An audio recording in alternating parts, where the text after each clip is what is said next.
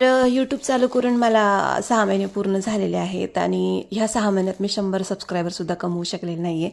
ह्या गोष्टीचं मला खूप वाईट वाटत होतं आणि आज विचार केला की आता आजपासून ना व्हिडिओ अपलोडच नाही करायचे, म्हणजे बंद करून टाकायचं चॅनल. पण मी ना असं विचारलं कोणाला तरी, तर ते बोलले की कशाला एवढी दिवसांची मेहनत तुझी वाया जाईल, आता एवढे दिवस तू केले, 6 महिने वाया घातलेलेच आहेत, तर अजून थोडा वेळ वाट बघ, काय सांगू तुझं चॅनल 6 महिन्यात मॉनिटाईज पण होऊन जाईल. तर मग म्हटलं ठीक आहे चला टाकूया आजचा व्हिडिओ. तर काल आम्ही गेलो होतो गौरीला चप्पल घ्यायला, म्हणजे तिच्याकडे अशा बऱ्याच चप्पल आहेत, पण अशी घरात वापरायला किंवा रेग्युलर वापरायला तिच्याकडे चप्पल नव्हती, म्हणून मग तिला चप्पल घ्यायला आम्ही बाहेर गेलो होतो. आणि तिकडनं येतानाच भाजी घ्यायला पण गेलो होतो, तर भाज्या खूप महाग आहेत.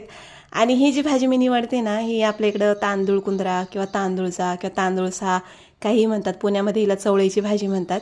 तर ही भाजी गावाकडे आपल्याला फुकट मिळून जाते, पण पुण्यामध्ये हिचे मला 20 रुपये मोजावे लागले, ह्याचं मला फार आश्चर्य वाटलं. आणि गावाकडच्या राहणीमानामध्ये, म्हणजे गावाकडच्या राहण्यामध्ये आणि शहरातल्या राहण्यामध्ये किती फरक पडतो हे मला काल कळलं. आणि उगाचच म्हणतात नाही का, शहरात राहणं सोपं आहे किंवा शहरातली लाईफस्टाईल खूप चांगली असते, असंच काही नाही, गावाकडची लाईफस्टाईल चांगली आहे. तर भेटूया उद्याच्या ब्लॉगमध्ये. बाय.